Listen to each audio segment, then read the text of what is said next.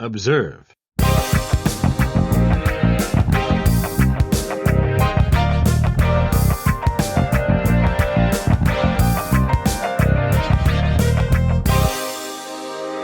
Hello, everyone, and welcome to episode 9 of the Observe and Report Show. I'm Kyle Brennan, joined as ever by my beautiful co-host, Keith Sullivan. Keith, how we doing today? Couldn't be better, pal. Really enjoying the weather. Really Yeah. enjoying the sun.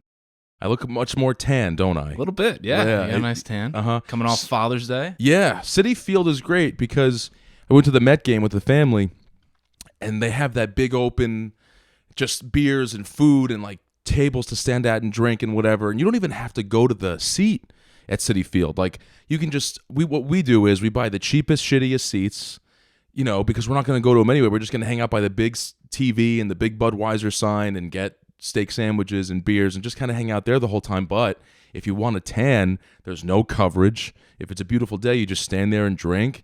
And you know, it's I love that stadium. I don't care. Everyone, oh, but yeah, I miss Shea. Why? No, It was a prison. Well, Shea. Citi Field was, I think, is modeled or the same architect as Camden Yards in Baltimore, or went to school. The difference between like a ballpark like Camden Yards, Citi Field versus like a Yankee Stadium. Citi Field's a ballpark. Yes, You know what I mean? Yankee Exactly. Stadium is like, Yankee yeah, Stadium, it's nice. It's like, but historic and like whatever. yeah. But Citi Field, when you go there, you hear the organ, or you get a hot Yes. dog, you get a beer. Like, you Yes. feel like you're at the ballpark. Dude, they were playing like Enter Sandman on the organ. You know what I mean? Like Yeah, they get yeah, playful with it. You know it's a real person too. Like it's an actual guy playing an organ. Right. It's not just a recording. And it's a great place for kids like Mrs. Met. You can meet Mrs. Met.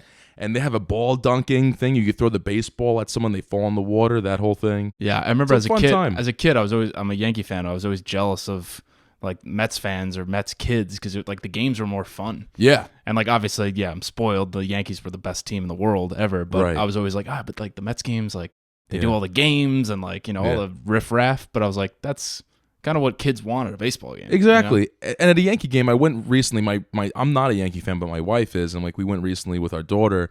That was her first ball game, but the Yankee game is so like you almost feel like you have to watch the game, Yeah. or else people are gonna go, "Oh, pay attention!" Like, come on, the Yankees are up. Like, Yeah, yeah. there's so much of a pressure to just focus and care and cheer. It's almost like Kim Jong Un. Like if you walk by me, gotta like you must. Like you can't just go, oh whatever. I'm not in the mood. Like at the game, dude, I swear to God, I turned around and you know it was the 8th inning. Like I didn't watch one pitch. I didn't, and it was a good game apparently. Like you know there were a bunch of home runs. I heard the crowd cheering. I don't know why. You know who really, and also I'll say having a baby there. Because it's more kid friendly, they have the family restrooms, which Yankee Stadium has too. But when I went, man, you know, it's like in the middle of like nowhere by like the garbage pails, and I was waiting to go in there, and a kid comes out. He's like 17. He works there. Like you know, he was jerking off in there, like because it's a private lockable door. And I'm like, okay. So like then I go in there. I'm changing. There's like a slop sink in there. I'm like, this is a joke. Citi Field, it was beautiful. The family room. The brand new the ones that if you bring down the door to the table, it doesn't slam. There's like hydraulics that go so like you're like, oh, this is new, clean. Yeah, Citi Field's so 10 times better of an experience as a fun day than Yeah. Yankee Stadium Yeah, for I agree. sure. It's Not maybe- only that, by the way, I had to wait for literally 50 minutes in the baking sun to get into Yankee Stadium. Citi Field, you just walk in and go find your seat. What's with the line? Yeah, getting into Yankee Getting Stadium's in a Yankee pain the Stadium ass. sucks. Yeah. Yeah, speaking of Citi Field, I'm going to see the Grateful Dead and John Mayer Yeah. on Thursday. So me and Lauren Oh man. love John Mayer. Biggest John Mayer fan. We're going to see him do his acoustic tour in October.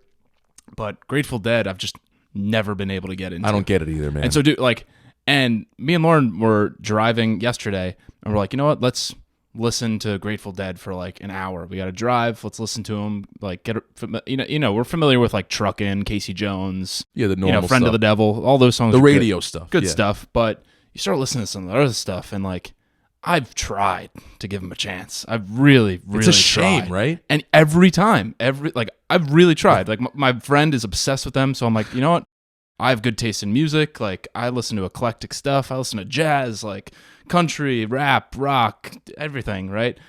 And every time I listen to the Grateful Dead, I'm just like, No, nothing. There's just something nothing at all. boring about them. And I love jam bands, even. Me like, too, yeah. Not even like Fish, but like there's a band, Humphreys McGee. Yeah, love them. Incredible and I band. used to be into Fish too. When I was Yeah, younger. and Fish is better than the Dead, but like my mom was I don't know if she was a hippie, but she had a lot of vinyls. She has authentic Dead vinyls from like live at the whatever the fuck. And I used to listen to them when I was younger, and I would like, smoke weed. I'd really try to get in the right headspace, and I'd put the vinyl on, and I'd really get into it. And dude, just 30 minutes in, I would give it, and I'd go, man, this is just not good. No, it's just not. And it's not like a lot of bands that my friends try to get me into. Sometimes it's like, hey, you know what? Like it's decent, but it's just not my style. Mm-hmm. With Grateful Dead, I'm like, it's actually not even like that good Yeah. to me. It's like, very like it's just and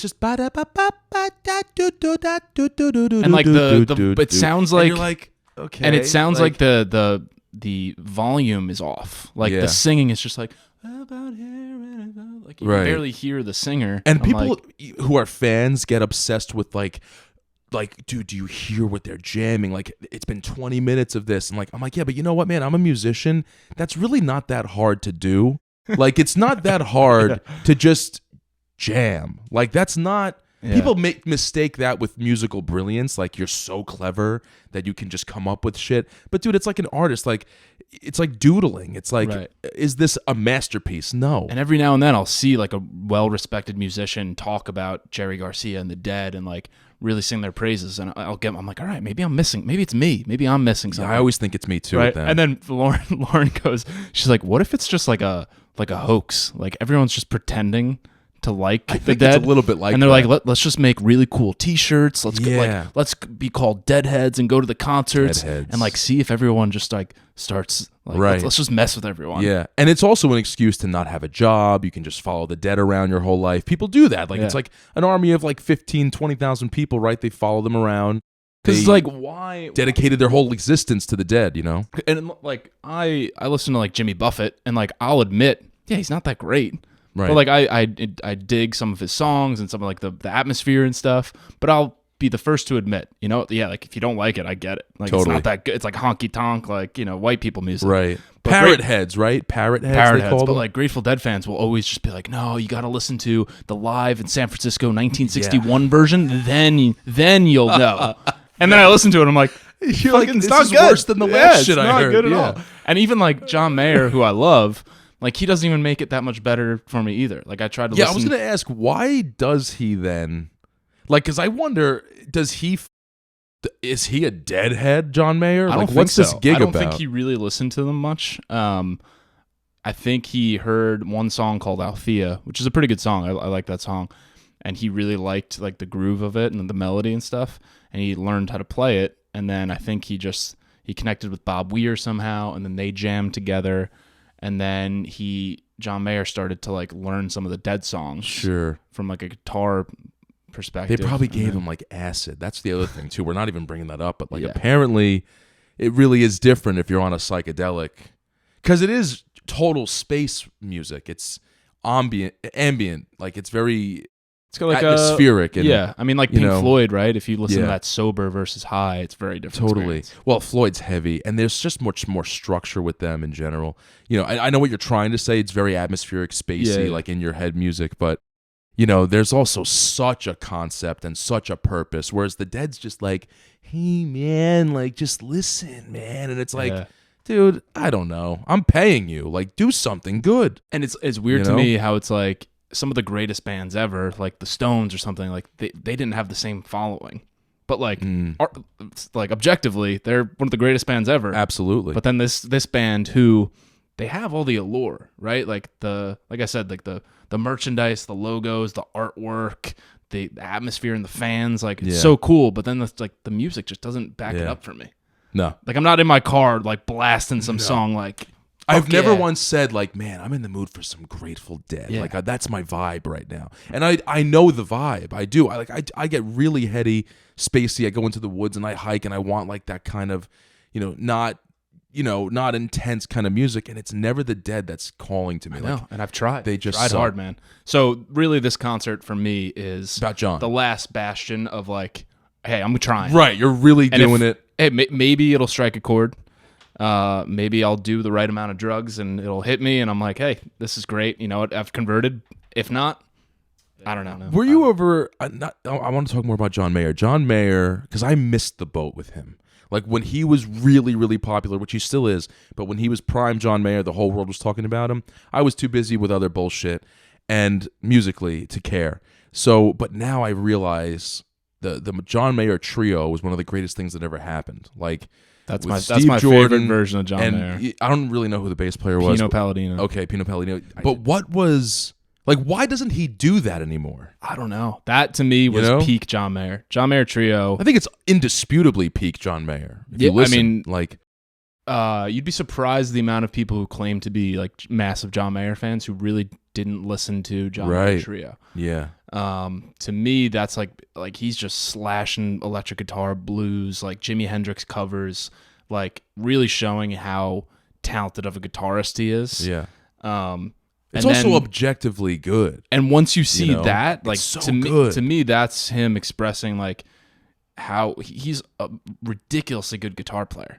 And like to see him do the John Mayer trio and like just rip guitar solos and stuff, and then just go right back to like kind of, and like no disrespect to them, but like kind of just like, you know, standard chord progression pop songs. I'm like, man, like, yeah. And the pop stuff is good, and like he's gotten more artistic on a number of his albums, and I love that stuff too. I love most of what John Mayer does, but it's just like, man, you have so much untapped potential to just shred guitar. Yeah, and even the tour he has coming up, it's acoustic, and it's like, I totally get that every girl there is going to be crying and weak in the knees just watching him on a stool with a guitar. I get that, you know, like you mentioned, allure of like a performance. But I mean, when I see the live version of I Don't Need No Doctor from the trio days, like you're like, dude, this is electric. And like I feel like that's the last time someone's been like that popular and also at the same time playing real music. Yeah. And everyone giving a shit about it. Like that was And there's not, you know, like I can't think of any other artist doing that kind of music. Me neither. That's my point. It's like he really like gave it another, you know, blues rock that could also be on the radio. You know what I mean?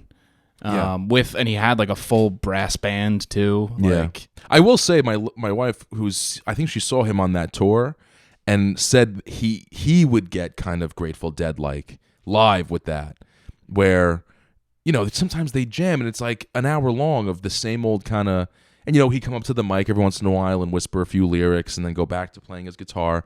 And these people are like half of them, if not more than that, are there to see the song John Mayer, like song 1, song 2, song 3, a throwback and whatever. So yeah, he's so versatile that he probably disappoints a lot of his fans sometimes, but also gains new ones like me. I would have never cared about him if he never did that, to be honest, you know? Yeah, but it is cool that he's continued to evolve like in different ways. Right. He went from like, you know, pop, like No Such Thing, like that song, to like, you know, Your Body's a Wonderland, then to like John Mayer Trio, Continuum, like one of his best albums. Continuum's arguably. incredible. Then he went back to like more acoustic with like Born and Raised, Paradise Valley. What was the country-esque kind of album he came out with? Liz says totally underrated. She's a big country girl, but she always says that that's a very underrated album. He went country for a bit, you know. I guess you could argue like, well, Born and Raised is more like folksy, maybe I guess, folk, and maybe Paradise folk Valley and she too. just I don't really listen to Paradise Valley much, so I can't really name much on that. But honest, I'm seeing Aerosmith at That's the UBS Arena, which they're one of those bands you either don't care and hate them, or you just get it. Like you either get it or you don't band, like the Dead. You have to excuse the whole dude looks like a lady, jaded Aerosmith, even though I love those songs. But those songs are kind of like a joke to a lot of people. But you know, those people don't understand that there's really good rock there, like good old fashioned rock music that's fun to see live. I feel like a lot of this shit now, I'm like, yeah, it's great, but like, what is it live? Who cares? yeah, it's a good point. We talked about this a while back of like, my dad asked me a good trivia question, or not trivia, but like conversation starter question of like, who do you think is the best American rock band ever? You said Aerosmith. I didn't really have a full-fledged answer. I mean, I would put into the ring, I would say, for me, it's Creedence. even though they only existed for like 4 years. Yeah. The Doors, I'd throw up there. Same thing. They're only all like, both those 5 bands are like years. objectively better than. Fleetwood Mac. Yeah. Some people would say the Eagles. I'm not a huge Eagles guy. Me neither, but I'd say the Doors and CCR are absolutely two of them. Those are my if two not favorites. the two. Those are my two favorite. And I've recently come to really appreciate CCR again because a documentary came out about them like last year. I watched that. And you just listen to Born on the Bayou and shit like that, man. You can't believe And John Fogerty's voice. That's the thing. It's the voice, but also just how simple this. Like there's nothing flashy. Yeah. There's no guitar solos. It's just like if any. I don't know how they did that, where they just sound like America. How did they? You know what I mean? Like they sound like. How does Born on the Bayou instantly make you think of a swampy house? Just that. And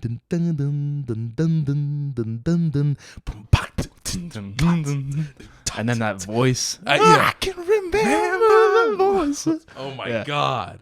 Rolling through the backwood bay. Holy shit. Dude, his voice is unbelievable. Yeah. Dude, when I was a kid, I would listen to that and be like, who the hell is this guy? Like, such a good voice. Is he dead? No, he's still alive. He's still alive. So apparently the big thing was he's just started to re-perform CCR songs because I guess there was like a legal battle back in like the 70s. He lost the right. How does that always happen? When they broke up, Yeah. I guess he lost, or he sold or lost, I don't remember. But he couldn't perform CCR songs on Legally. his solo tour. Yeah. So, he had like Center Field and like all those songs. Yeah. But yeah, he just started re-performing like Born on the Bayou and those songs. Oh God. So Well, I'll good. see it now. Yeah. I didn't know that. I would have been really disappointed. Yeah. If I just go and I see. What's that one? That's not him. Jack and Diane. No, that's John Mellencamp. Oh, okay. Well, what's the difference? Was he always just John Mellencamp? John Cougar Mellencamp. John Cougar Mellencamp. So he was never in a band. He was always John Cougar Mellencamp. I think he changed his name a few times. It was like Okay. John Mellencamp, then John Cougar Mellencamp, then John Cougar. One of my favorite words, like slang words for breasts, is Mellencamps. Like I used to work with a guy. He used to go, "Look at the Mellencamps on that." The Mellencamps. Look at the Cougar Mellencamp. Look at the John Mellencamps on her. John My Cougar God. Mellencamps. That's a good one. I heard a guy say dungarees the other day. He was like, "Wow, look at and the dungarees over there." I was like, "The what?" Yeah, I haven't The heard that. dungarees. I haven't They're heard dungarees jeans. in like 20 years. It made me want, like, is that what jeans used to be called? That's what our parents used to call them in like, the Dungarees. 90s. I think Yeah. I think they retired that word in like 98. No, man. that's done. Yeah. That's like, you got a pocket watch on you? What? Dungarees. Yeah. Look at her over there in the dungarees. When like someone says a word, you go, you forget that word even existed. Yeah, what other words are like that like our parents or grandparents used to say? Yeah. It was a good one. I got called a knucklehead recently. That's a good one. You know, you're such a knucklehead. I'm like, knucklehead. And by the way, that is exactly what I am. Because I'm not stupid. Like, I'm not a dumb person. Yeah. But I am what you would call a knucklehead. Like, I just, like, forget things sometimes. Yeah. I'm up my own ass a lot, you know? That's a good one. Get your head out of your ass. That's another one, yeah. Or like numbnuts. Nimrod. There's some good ones, dude. There's ones that they sound like hokey pokey, like Yeah, numbnuts. non-curse words, but they're actually Sure. more more Right. hurtful. Right. Someone calls you numbnuts, like that's more hurtful than someone It calling you a is. shithead. It is. You ever see that funny tweet? It went viral where this guy was like, I cut somebody off and he sped up to me and I thought he was going to curse me out and flip me off, but he just went, he just gave me a big thumbs down and somehow that hurt more. Oh yeah, Than he should have just called me a piece of shit. It would have hurt less. big time. Yeah. So, you reading anything? Are Are you writing anything? You look like an author right now. I've been trying to write a little bit more. Yeah, I just wrote an article yesterday about just like getting back into your hobbies more. Yes, I just got the newsletter email about that. That's a great topic, man, because that's a huge problem for me. Yeah, so I started taking therapy or going to therapy. No shit. I never thought I needed it, but my employer offered 5 free sessions. You can take your text. It's yeah. okay. My employer offered 5 free sessions, and I was just like, you know what? It's free. Like, when else am I gonna have the urge to do it or like go on myself? Who offered 5 free sessions? My Your job. employer. Okay, my job. okay. Yeah. So So I did that, and like, you start talking about, all your childhood traumas and stuff like that. But one thing that my therapist recommended was like, what did you used to do when you were like 10 years old? And I was like, oh yeah. She was like you were never stressed when you were out like shooting hoops in the driveway or like drawing with your friends or like playing guitar. And I was like, that's a good point. She was like, you have all these hobbies and stuff, and you try to be like the best at them, or you try to structure your time in such a way that you're doing X, Y, and Z, and like you do an hour workout, and then you read for 20 minutes, and like you're so structured, you're just checking off boxes. You're not enjoying it anymore. And she just said like, go back to what you enjoyed doing when you were like between the ages of like 8 and 14. Like, what were the activities that you do? They still bring you joy, right? And I was like, yeah. She's like, I didn't actually do this, but she said, create a pinwheel, like a twister, of all the activities you like doing, whether it's 5 or 10, and whenever you're like stressed at work or overwhelmed, spin the pinwheel. So I wrote down like a few things. It was like, playing basketball, drawing, golfing, like playing guitar, all these different things. So now when I'm stressed, instead of like pushing through it or doing, just getting myself more worked up, I'll just go pick up my basketball shoes, go to the park, and like shoot hoops and sweat. Yeah. And I have no care in the world. I feel like I'm 9 again. It's great. Right. Yeah, that was a huge issue for me because at a certain point, I think for me anyway, when you get to a certain level of proficiency at any task, it starts to become like, well, let me get better and better now. Like you get addicted to getting better than just addicted to the activity, and it just adds stress to your life because you see other people who are better than you at the thing, and you're like, well, I got to get back in there. I shouldn't be doing that. I should be practicing. And then, and then you start to feel like obligated to have a professional aspect of this thing in your life where you get paid to do it. And that doesn't always happen because it's not supposed to be something that's money related. It's supposed to be fun. And at our age, all we think about, especially in our culture, American culture, like make more money, make more money, make more money. And I'm having a hard time, like, just honestly sitting down and enjoying playing the drums or the guitar or anything that I used to like to do, because you can't help that feeling of like, well, why am I just wasting my time? Mm-hmm. Shouldn't I be looking up portfolios right now and investing my money? Like, But like at the end of the day, your therapist is right. Like when you're a kid, you don't even think about anything really. Not even what you're doing. You're just doing it. And that's supposed to be the point, I think, is like to lose yourself in it. We've talked about this movie before, but Soul, I know the character who plays the piano, I forgot his name, but he goes into, what is it called? Flow, I guess. Like, and I've had that too, but it's true. Like you don't even hear what you're doing anymore. You're like just gone. There's a great book called Becoming No One by, I forgot his name. You'll find it if you look it up. But it's about that exact moment of just like, you're not even really who you think you are, really. Mm-hmm. The end of it all. You're not even really Kyle Brennan. That's just a noise.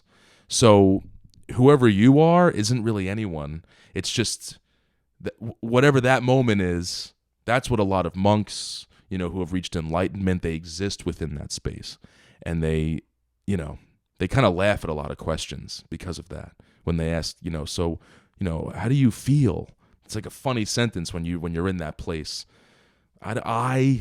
It's gone. That whole it's all that shut. That shit's kind of weird. But I'm gonna read that newsletter because I hope I get some tips out of it. How are you enjoying therapy? It's good, man. Generally, I would recommend it to everyone. Like I always had that attitude of like, what do I need? Like, you don't need therapy. Like you can figure it out on your own, or like what are you gonna complain about what your parents did to you? So to see it. It made me realize what I initially thought therapy was going to be like a Goodwill Hunting.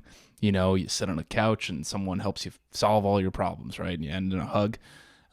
It's nothing like that at all. It's the therapist doesn't really, they're not offering you solutions, which in my opinion is a good thing. They're kind of the neutral sounding board where you get to air out all of your thoughts, and you have 55 minutes. Every time I start, I'm like, I got nothing today.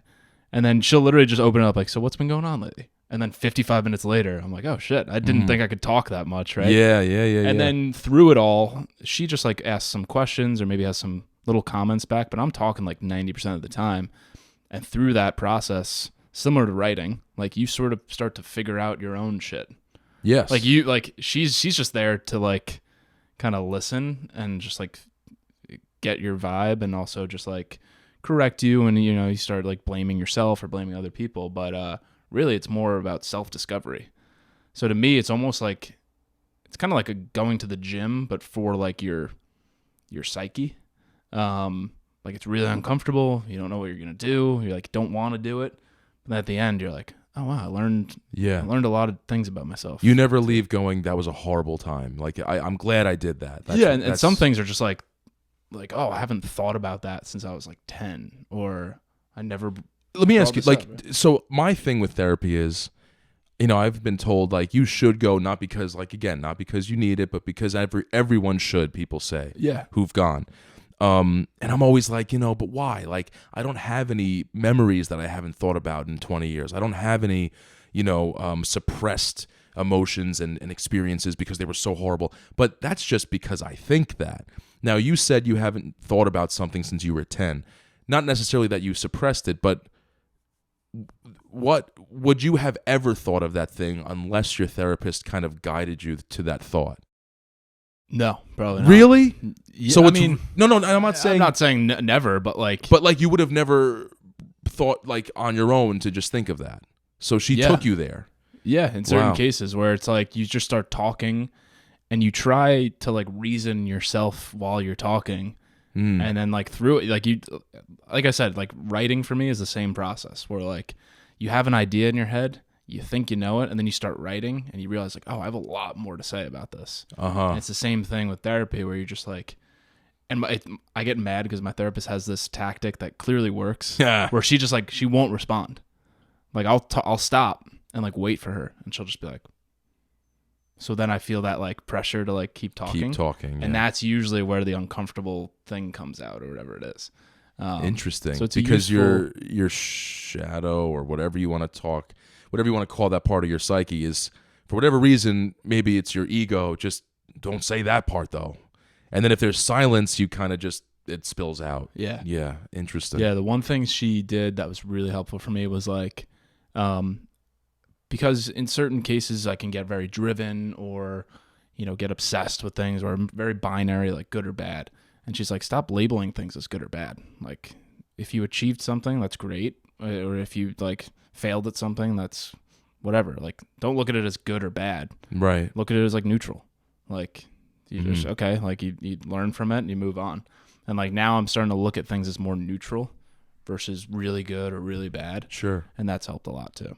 That's really interesting, man. I mean, like, Alan Watts, he was a modern day philosopher, did a lot of his like talks and lectures in the 60s and 70s, and he said something similar in that there are no mistakes, like labeling something as a good thing or a bad thing, or you can't really make a mistake at the end of the day, because I'm a little deeper into it at the moment, just conversationally, but you aren't really Kyle Brennan. I'm not really Casey. Like we are kind of like, just these souls that are kind of wandering around, right? And like when you get to that point, like the movie Soul, right? When you get to that point of realization, you start to realize there are no mistakes, and it's all kind of a yin and yang, push and pull, and throughout your life. And he goes, "Have you ever seen a cloud that was misshapen, or a poorly designed wave?" And he's like, "No, they always do the right thing, and you're the same thing." Once you realize that, your life becomes a lot less stressful. And I was like, wow, that's an interesting way to put it. Like, I mean, obviously, if you spill, paint all over the new carpet, you fucked up. But like, who really gives, at the end of the day, what happened? Right. Like, you're going to get another rug. You're going to clean up the mess. Like, it's not the end of the world, And so therapy is, after 5 sessions, you think you're going to go again? Continue? Yeah, I might. Maybe not as frequently. I did them like every single week. But maybe like once a month, a little check-in. Like, I know people go for like 6 months and then don't go for 6. Like that happens, I think it's good. I mean, like I said, it's like trying to start going on runs when like you haven't really run in like 3 years. That's what I'm going through. Like, I don't want. I don't want to do this, but I should. Yeah. Like I know I'll feel better. It's gonna be painful, but like. Yep. But quickly though, it does quickly turn around. Like just a week in, I am, and like I ran 14 and a half miles last week, and it's whatever. And How the knees? knees, nothing yet. They're gonna hurt. They're gonna hurt soon. First, it was just the quads burning me up. What are you training for? I have a half marathon in November. Oh, nice. Yeah. So I'm running 4 miles at a time, at least. 5 is like my long run right now on the weekend. But it's quick how it's amazing how quickly your body kind of relearns, because I've been into fitness before. I'm not completely coming off the couch, but you just give yourself a week and a half and like take some creatine and some vitamins, and you're like, oh, I can run 4 miles, no problem. So it's good that you kind of remember that after a while, your muscles. Yeah, that's true. Once you gain that ability, it's easy to get back. But like, I've never run 9 miles at a time or 10 miles at a time, so that's going to be the new territory, and I'm sure that's going to suck. That's going to suck. Yeah, it's fun. I did the New York City Marathon like 4 years ago now, and that training was brutal. And like afterwards, I was like, I'm never running. You were like, again. and you're usually kind of like, I can see the positivity and shit. You were like, I'm never running again in my life. And I didn't run for like 2 years at all.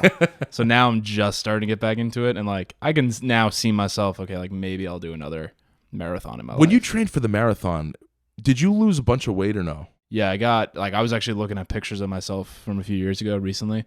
I was definitely Thinner. way thinner. Lost a lot of muscle that I didn't want to. Mm-hmm.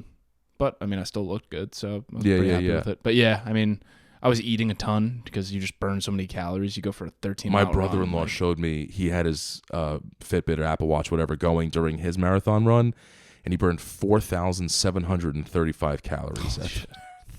Jesus Christ. Dude, I mean, it's absurd. Yeah, I used to love like getting done with my Saturday run, my long run, Yeah. and then like I'd get back, have like 2 bacon, egg, and cheeses, like a big Gatorade, go to the brewery, have beers, like a burger, and you feel nothing. Like your stomach feels flat. Even running 4, nice. I'm like 470. Like, that's a decent amount of calories. Like, I can go eat now. Like, I can go have an extra cookie or two, But not that I should, because I do have to shed weight. I'm only doing this too because I feel like it's uncharted territory, and like I want to change the way I look in that way. Like, I want to look a way that I've never looked before, and I feel like you can't do that unless you do something you've never done before. So also, my sister signed me up for this. They're psychotic runners. They run. One time, my sister ran from her apartment in Upper East Manhattan to my mom's house in Nassau County, Long Island. Like, damn, how far is I'm that? like, it's 20 miles. Jesus. That was her long run. I'm like, Allison, whatever. But I also feel, though, that a marathon, there's people that run marathons like every few months, they'll run a marathon. Like, there's no way that's good for you long term. Some people just have those bodies, man. Yeah. Like, where they can just take that beating on their legs and like they'll live. But just cardiovascularly, like, I heard someone say once, it could have been total bullshit, that your heart as a mammal is only really good for a certain amount of beats. Is that Donald Trump? Maybe. No, this was before he was philosophy. famous. That's like his philosophy on working Apparently, out. there's some truth to the physiological. That's why he doesn't work out. He goes, why move? Your heart's only good. He probably heard what I heard and went, well, in that case, it sounds plausible. But apparently, if you go down to like even relatively, like from a hummingbird to an elephant, like a hummingbird, I think their heart beats like 200 times a minute or something like that, and an elephant's beats like, I don't know, 29 times a minute. They'll each, at the end of their lives, match up heartbeat wise as how many pumps you're good for. So yes, you can. Look, I'm not saying that like it's bad for you, but like you're kind of wasting your pumps at a certain point. I feel like a lot of runners have heart attacks. Well, that's real. There is an interesting statistic, and I'm not going to quote it here on the podcast, but I recently heard something about. Someone brought up a good point where it was like, how many professional athletes live past like 85? Barely any. And yeah, I mean, I was like, wow, that's actually a pretty good point. And whether it, again, I don't know the data on that, whether they're talking about like football and hockey, which are high impact brain injury, or they're talking about like Olympic runners or swimmers, right? Like, I imagine those sorts of low impact, like swimming, like you probably live much longer than the average person, but I don't know. Yeah. But yeah, I mean, like it's my point is that a marathon is a brutal thing to do. But like I said, some people just have those bodies that they, whether it's their running form, genetics, or just luck, that they can just run forever and not get sore, not get injured. 2 knee surgeries before I turned 27. So I unfortunately did not have that. So Yeah. I think it's the world telling me, hey, hang them up, buddy. Like, Yeah. pick up cycling Take a or break. something. Yeah. Take up cycling. Yeah. Well, what's your next like fitness? I feel like at our age, like I would have never started running again, even though I've gained weight and whatever since the baby and all that. But like as you get older, I just don't really care because like I love my wife. Who am I impressing? That kind of thing. But I think it's important to book physical challenges that you're committed to, that you paid a couple of bucks for, to like keep yourself in line. Do you have anything like that coming up?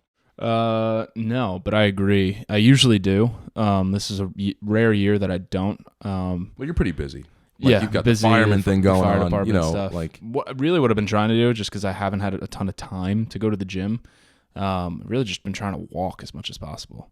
Like Lauren, my wife who works in cardiology, like she says the number one thing every single person who's in good health, who's old, who like lives past 90, whatever, they just never stop moving. And a lot of them, it's just like, yeah, I walk 6 miles every day, or I teach ballet, or I garden every day. Just low impact, just continuous movement. So I always try to make sure I walk, at least like an hour if I can every single day. If I don't, that's when I feel like pretty shitty. So even if I don't work out, don't go to the gym, don't sweat, like as long as I walk a lot, I still feel good. an object in motion stays in motion, as they say. Yeah, I heard a great, I don't know if it was great or not, but I think it's true, that a doctor was on some podcast and he was saying that if you have high blood pressure, for example, or high cholesterol or anything like that, any of those problems, but you exercise, you will outlive someone who doesn't have those issues but doesn't exercise. Oh, Peter Attia. Yeah. He said that? Yeah, he's been going on like a ton of podcasts because he just came out with a book called Outlive, I believe it's called. Oh, then that's why. Yeah. And he was saying that. He was like, exercise is it's like the number one medicine that I would prescribe to every single person. He explained too that it's not just about getting rid of those inflammatory illnesses, but exercise also has these, under the radar positive impacts on you, like with the telomere preservation from your cells, and the releasing of endorphins. How like that's not just like, oh, it makes you happy. It's like it's a stress relieving hormone. Like you excrete a lot of toxicity when you work out, and obviously through sweat, but also just like emotionally, psychologically. Did you see what he said about? I think he said the number one indicator for long age. There was two things. One was the second one was balance. Obviously, like most people fall in old age, but the number one was grip strength. So how long can you dead hang from a bar? And I think for men, I don't know the numbers. I think for men it was like 2 minutes. For women, like 1 minute and 40 seconds. He said that is like the number one indicator for longevity or old age. I forget the reasons why, but I guess it has something to do with like, just being able to hold yourself up, being able to push yourself off a chair, like grip strength. I heard another one that was like, how quickly can you get up off the floor? Yeah. That's a very good indication of generally where are you health-wise. Well, so Peter Attia, and if you haven't heard of Dr. Peter Attia, I highly suggest you follow him on Instagram. He's brilliant guy. But he just came out with a book called Outlive, and he's been on a number of podcasts. He was a brain surgeon, I believe. He went to Johns Hopkins, like brilliant guy. But a lot of credentials. He actually, his whole thing is about longevity, and he said what he tried to do was basically develop a workout plan of the octogenarian, like workout plan. So what are the things I want to do when I'm 80 years old, and how do I develop a workout routine now when I'm like 50, that I can do all these things when I'm 80. So one of them was like, lifting up your grandchild over your head. So he does these lifts of like 30-pound kettlebells, right? That's like the average. weight of like makes sense. Over his head. He did like the hang from a bar. Yeah, a lot activity based. Yeah, like laying on your on the side, laying on your side on the ground. Playing with a kid, crawling, like all those sorts of things. Just like simple movements that if you continue to do them every day for the rest of your life, like when you're 80, you should be able to do those things. Absolutely, yeah. That's definitely. What do you need to bench 315 when you're 80? Yeah. No. I actually kind of stopped doing that shit too, because it's like you're just gonna get hurt. I've gotten hurt so much with just like I was doing CrossFit stuff and like high intensity, and I'm like, I'll be fine going to the gym and doing the rowing machine for 20 minutes. Like, I'm good with that, honestly. So reading nothing. No, I mean, I just took my Firefighter 1 exam. There you go. So, that's why, because you've been studying. Yeah, a textbook that was this thick is like 20 chapters, so that's why I haven't been reading as much, just because I've had to dedicate a lot of time. Well, you've been to reading fire, which I found out. You know. So I'm in a group chat with a bunch of guys in the fire department, and I text them a picture of the chapter I'm reading. I'm like, oh man, this chapter sucks, right? Just like, and they text back, they're like, wait, you're actually reading the book? Right. And I'm like, yeah. Like, aren't you? I'm like, no, none of us are reading the book. They're like, dude, that's not. I was like, nothing to do with the test. He's like, yeah, dude, you just read like the PowerPoint slides and like take the practice exam. You're good. Well, you're coming from a totally different background than a lot of these guys. You know that. Yeah. Like, these guys don't do I know, school but I very just thought that well. was funny. I mean, I'm one of those people. I don't know how to study. I mean, I know, but like when I was in school, I'm like, dude, what are you doing reading the book? Yeah. Don't be, you know. So yeah, I just took that on Saturday. No, I'm sure you got like, 100. I'm sure I passed, but I just started reading Toni Morrison, who I've never read before. But she's just one of those writers that I'm like, I need to read one of her books. It's called Song of Solomon. I believe it won like a Pulitzer Prize. So far, really good. It's like a fictional black family in like the 1940s in Michigan. Kind of bizarre. I still haven't figured out the plot, and I'm like halfway done. So Really? more to come on that. It's like a Black Mirror episode. But it's really well written, and just like really interesting characters. So we'll see. Toni Morrison. Yeah. Mm-hmm. Have you heard With of an her? I. Yeah. Have you heard of her? No. I mean, well, yes, but Oh. I never read anything. She passed about away her. recently. What about you? What are you reading? Another historical one. Napoleon. What a dick. Yeah. Yeah. I don't know. I felt like reading about him just because, again, super famous name. Didn't really know. I mean, I knew, general, military, blah blah blah. But it's interesting. I will say this though, and I'm probably not going to finish it because I know what happens historically now. I looked into it and whatever.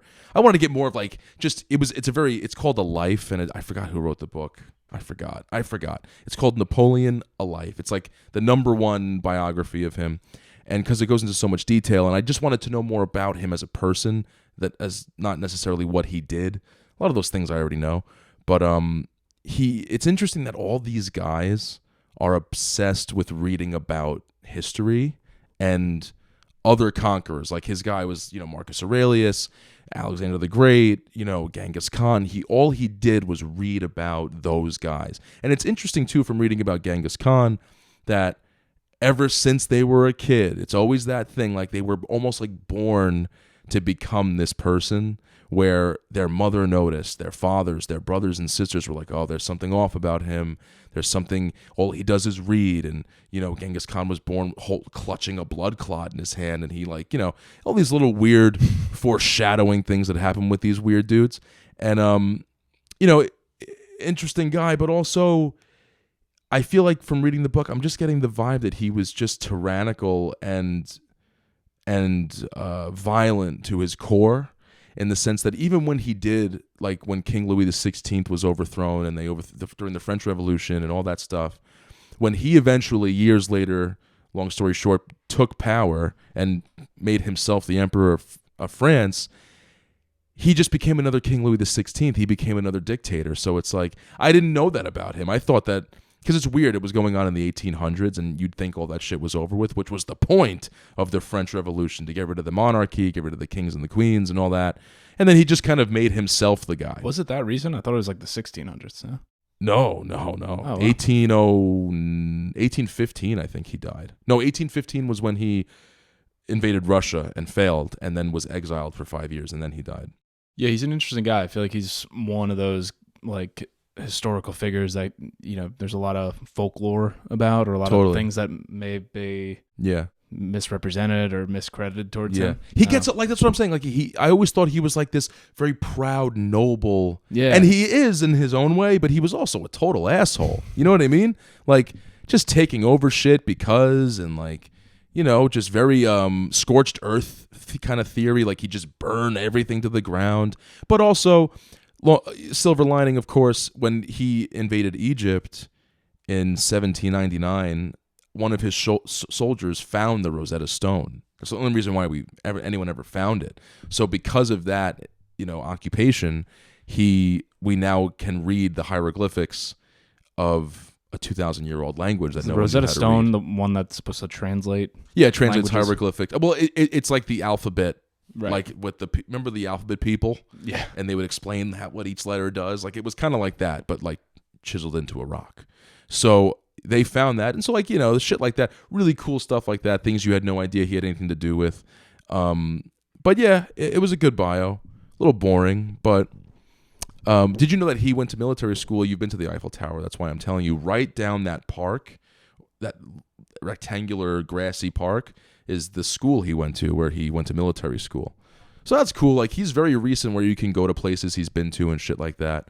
But like we've talked about the Louisiana Purchase on this show, and I didn't even realize that was purchased from him. Yeah. Like he sold that to Right, to Tommy Jefferson.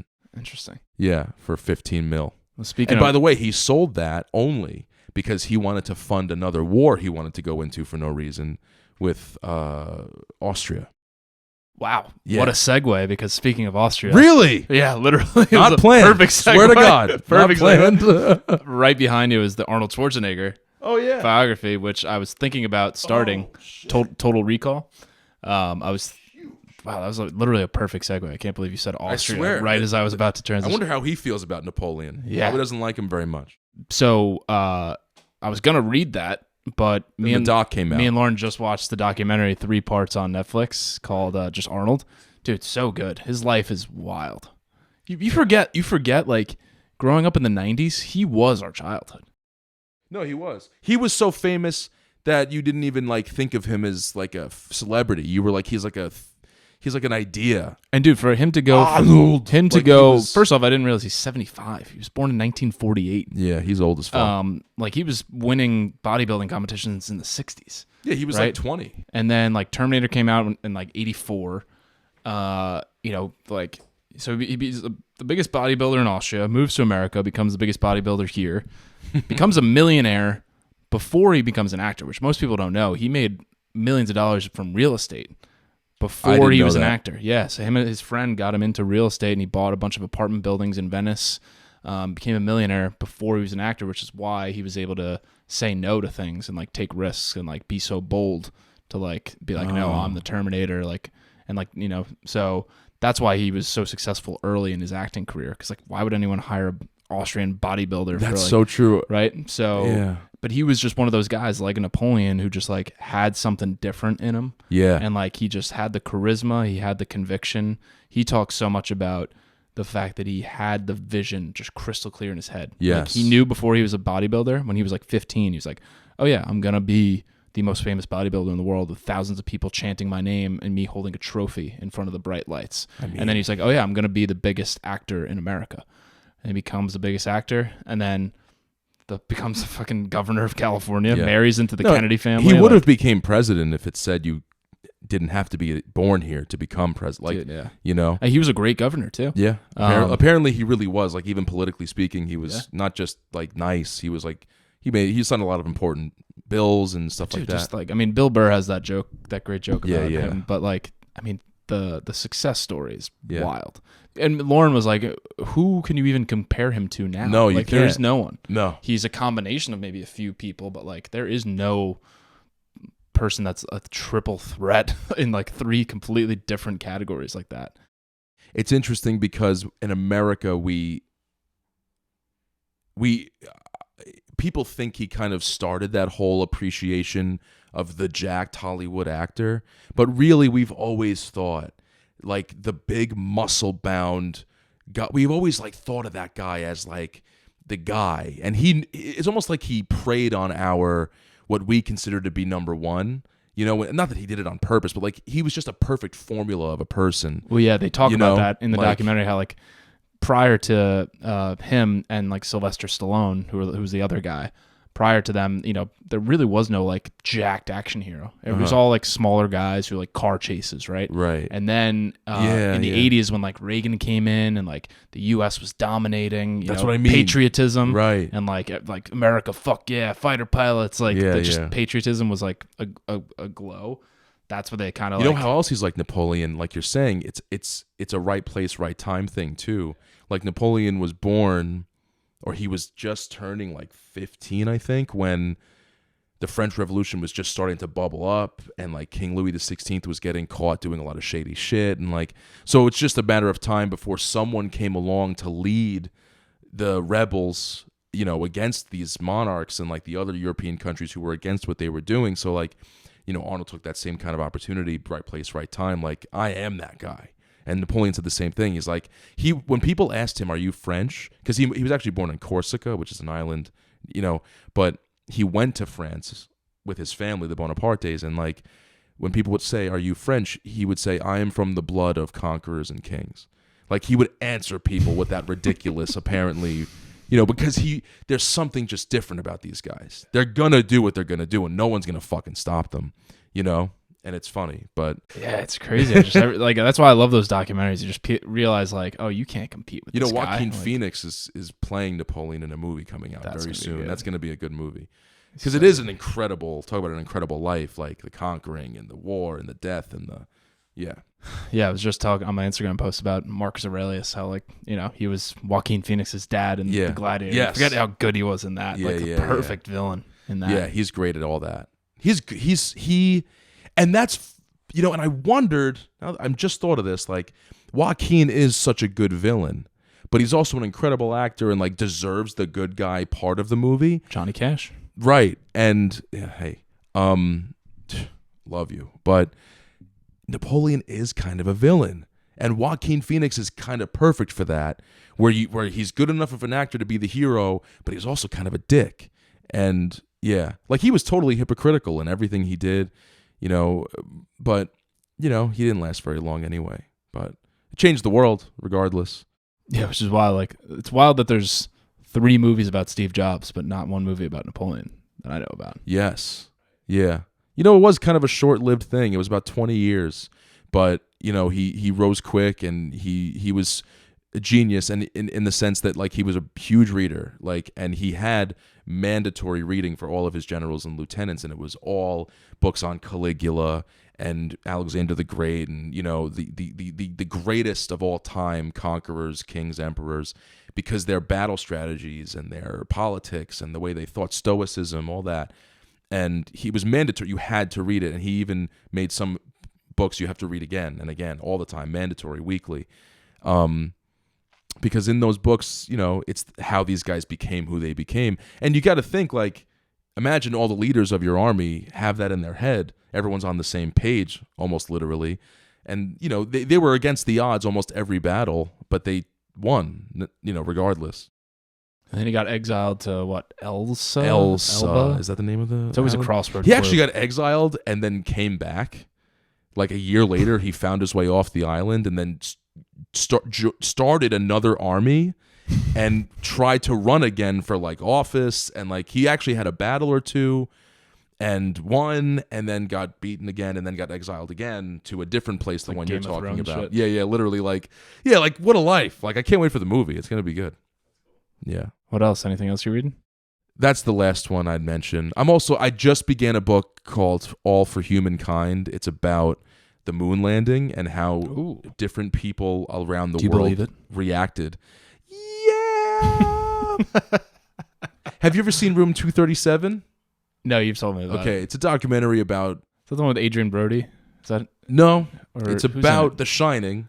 And Oh, yeah. and Stanley Kubrick directed the moon landing, and how that in The Shining there's all these hints about him trying to tell the world that he directed that film, that footage we all have seen that looks totally fake, by the way. I know Neil deGrasse Tyson's been on Rogan 100 times to talk about why it looks that way and why the frame rate versus this. You know, his thing is like, obviously it's going to look weird. It's on another fucking planet. It's the moon. It doesn't look normal to you. So like, yeah, but you know, do I believe it? Yes or no? I don't know, but a lot of people don't. So I just started a book about like how that impacted the world. Short, but it's just like, I think it's like little interviews of people from like, imagine somebody from like Peru, you know, seeing that and they're going like, what? We went to the moon. Like they don't even, like in third world countries, imagine that. They did, you know, I can't wait to see what they get into in the book, but it's apparently like it caused a huge stir. The only to me the the culture, like you know? I'm neither here nor there about believing it. The only thing that's bizarre to me is like, how have we not been back in Well, did you 55 years? We're whatever it going is? back next year. Are we? Oh. So NASA is the Artemis mission. Artemis 3 is going to be the first time humans will be back on the moon. It's actually 2025, but 2024 is like the beginning of the preparation. But we're going to be back on the moon for the first time, and they're going to explore the South Pole because we've never been there. No one's ever been to the south side of the moon. So, yeah, we're going back. And if we go back this time, but now we've got deep fakes. Now forget about faking it. Now it's so easy. That's what I was gonna say. It's gonna be sad. Like, you know, you see the clips of people in 1969, like everyone gathered around the TV. You know, they're all dressed up and so happy. Like America came together for that, or the world really. Yeah, the whole and world. Like now, if it happens, everyone's gonna be like fucking talking shit. No, on everyone's Twitter, gonna be like, complaining. this is what we're spending money on. Yeah. There are this. What about problem. global warming? Yeah. What about all the crickets? What about all the snails? And you're just like, you can't win. You just can't win because we really did it this time. We faked the first one. Fine, I'll give you that. But we really went. Like, this Twitter live stream sucks. Right. Why is it delayed? Like, people are gonna like.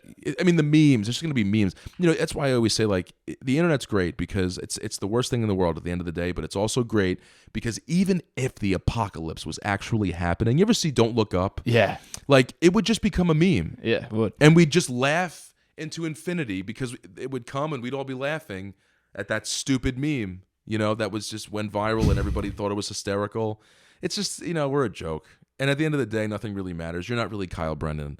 The amount of times I quote the speech you gave at our grandma's after her funeral about oh yeah, what are you gonna do? Yeah, I mean she goes. So what happened was I went to go visit our grandmother once because she's old and whatever, and I had nothing to do, and go talk to. I never wanted to squander the opportunity to talk to somebody who's lived through as much shit as an 80-year-old person, 90-year-old person has, especially for our generation. World War II, Vietnam, different presidents, the whole thing, the civil rights movements, gay rights movements, the whole thing. So I asked her about World War II, and I was like, what was that like? Like, you're in America, you're 19, you're a young lady. You're seeing the shit in the paper about some psycho throwing people in ovens by the millions in Germany, and like he's going to invade America potentially, and all this nuclear war talk and invasions in Russia and the Chinese and the Pearl Harbor and I was like, what was that like? How did you feel about that? And she just went, well, what are you going to do? She's like, what are you going to do? What are you gonna do? She I have to goes, go to work. I gotta go to work. I gotta get a bagel. And then she goes, we'll figure it out. That's what I used to think. She goes, yeah, like people would say, you'd imagine it at the deli, people going, we'll figure it out. See this shit? Yeah, what are you gonna do? Well, what are you gonna do? I'll figure it out. I'm late. Yeah, I gotta go. I got a meeting at 10. Like we can't. Bills don't stop. Yeah. Like we got. It'd be the same way if a meteor Don't Look Up was coming to the planet. Right. Yeah, what are you gonna do? I'm like, do I really? I gotta pay my car payment. Like I mean, if this meteor doesn't hit, I'm not getting coming repoed after if it me. misses. Yeah. So I mean, she's that philosophy is so true. Like, what are you gonna do? Like, don't worry about it. We're gonna figure it out. And even if we don't, you worried for nothing because now it's here and now you got other shit to deal with. Now you got real problems. Yeah. Now you got to learn German. You've got to, My other favorite quote about that is from Lauren's grandpa. The same thing. Whenever like you're stressed or like whatever, she goes, we're all just passing through. Oh yeah, isn't that good? Well, because we're not here for long. We're just passing through. Yeah. So whenever I get like stressed about something, it's either, what are you gonna do? Yeah. Or we're just passing through. Yeah. It doesn't really matter, does it? No. Nothing really matters. Ding, ding, ding, ding, ding, ding, ding, ding, ding. Mm-hmm. Bohemian Rhapsody. I know. Yeah. Remember when that came on at the wedding? Oh my god, dude! I think they played the whole thing, all 9 minutes of it. I think I have a video of it on my phone somewhere. That was a good I haven't wedding. even looked at it. That was a fun wedding. That was a great wedding. All right, let's wrap it up. I'm good.